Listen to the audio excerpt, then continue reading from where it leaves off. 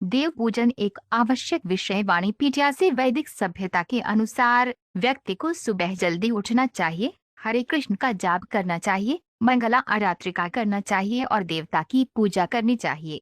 धर्म ग्रंथों का पाठ और नाश्ता करने के बाद सभी को अपने अपने कर्तव्य देव पूजन, संकीर्तन, सफाई में लग जाना चाहिए। पूरे दिन निरंतर व्यस्तता का ये वातावरण पारलौकिक जीवन के वास्तविक सुखद परिणाम उत्पन्न करेगा। देवता की पूजा के दौरान हमेशा उच्च मानक रखे जाने चाहिए, सब कुछ बहुत समय पर किया जाना चाहिए और मंदिर को प्रतिदिन बेदाग साफ किया जाना चाहिए। स्वच्छता और तत्परता ये बातें देव पूजा के लिए सबसे महत्वपूर्ण बिंदु हैं। भक्ति एक शुद्धिकरण पद्धति है। देवता की पूजा में संलग्न होने से व्यक्ति भी शुद्ध हो जाता है। जैसे ही कोई प्रबुद्ध या ये समझने में उन्नत हो जाता है कि वे कृष्ण का शाश्वत सेवक है, वह शुद्ध हो जाता है। श्रील प्रभुपाद की पुस्तकें, व्याख्यान, वार्तालाप और पत्र इस आवश्यक विषय की व्यापक प्रस्तुति प्रदान करते हैं, जैसा कि वाणी कोट्स देवता पूजा श्रेणी में देखा गया है। उनकी पुस्तकों का एक परिचय निम्नलिखित 15 उद्धरणों में दिया गया है। श्रील प्रभुपाद की पुस्तकों से उद्धरण विशेष रूप से उन गृहस्थ भक्तों के लिए जो भौतिक संपत्ति से संपन्न हैं, देवता पूजा का मार्ग दृढ़ता से अनुशंसित हैं। श्रीमद्भागवत 7.5 23 से 24 गृहस्थ को ऐसा जीवन जीना चाहिए कि उसे सुनने और जपने का पूरा अवसर मिले।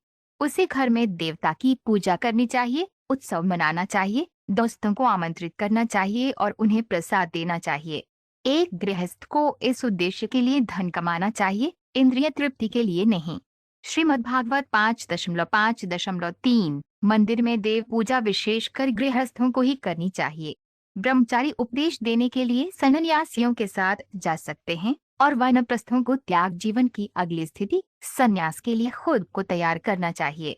हालांकि गृहस्थ भक्त आमतौर पर भौतिक गतिविधियों में लगे रहते हैं और इसलिए यदि वे देवता की पूजा नहीं करते हैं तो उनका पतन निश्चित रूप से निश्चित है। श्रीमद्भागवत 7.5 23 से 24 अपनी अकल्पनीय शक्ति से भगवान सार्वभौमिक रूप बन सकते हैं, जैसा कि भगवत गीता में बताया गया है, और साथ ही वे अपने भक्तों के भीतर उनके पूजनीय देवता के रूप में रह सकते हैं। सर्वोच्च भगवान केशव या भगवान कृष्ण हमारी गणना के किसी भी माप से बंधे नहीं हैं। वह किसी भी उपयुक्त रूप में अपने भक्त के साथ रह सकता है, फिर भी वे किसी भी प्रकार की आसुरी गतिविधियों से अप्राप्य है। श्रीमद्भागवत 3.1-9-24 चूँकि ये सभी भक्ति गतिविधियां पूर्ण हैं, इसलिए मंदिर में देवता की पूजा करने, उन्हें देखने और उनकी महिमा का जाप करने के बीच कोई बुनियादी अंतर नहीं है। वास्तव में ये सभी उन्हें देखने के तरीके हैं, क्योंकि भक्ति में किया गया हर काम भगवान से सीधे संपर्क का एक साधन है। श्रीमद्भागवत 7.4 25 से 26 यद्यपि देवता की पूजा आवश्यक नहीं है, भक्ति सेवा के लिए अधिकांश उम्मीदवारों की भौतिक कंडीशनिंग के लिए आवश्यक है कि वे इस गतिविधि में संलग्न हों। जब हम उनकी शारीरिक और मानसिक स्थिति पर विचार करते हैं तो पाते हैं कि ऐसे अभ्यर्थियों का चरित्र अशुद्ध होता है और उनका मन उद्विग्न रहता है। इसलिए इस भौतिक स्थिति को सुधारने के लिए महान ऋषि नारद और अन्य लोगों ने अलग अलग समय पर देवता पूजा के लिए विभिन्न प्रकार के नियमों की सिफारिश की है। चैतन्य चरितामृत मध्य लीला 15.108 जरा बूढ़ापे का प्रभाव भक्त को नहीं सताता। ऐसा इसलिए है क्योंकि एक भक्त नारद मुनि के निर्देशों और दृढ़ संकल्प का पालन करता है।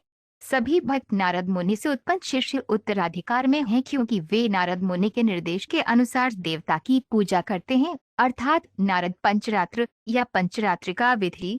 श्रीमद्भागवत 4.27-24 एक व्यक्ति जो देवताओं की पूजा में लगा हुआ है, वह अपने पिछले कई जन्मों से आने वाले पापों के भंडार को कम कर सकता है। देवता की पूजा की ये प्रक्रिया पहले ही बताई जा चुकी है और व्यक्ति को इन नियमों और विनियमों का गंभीरता से पालन करने का प्रयास करना चाहिए।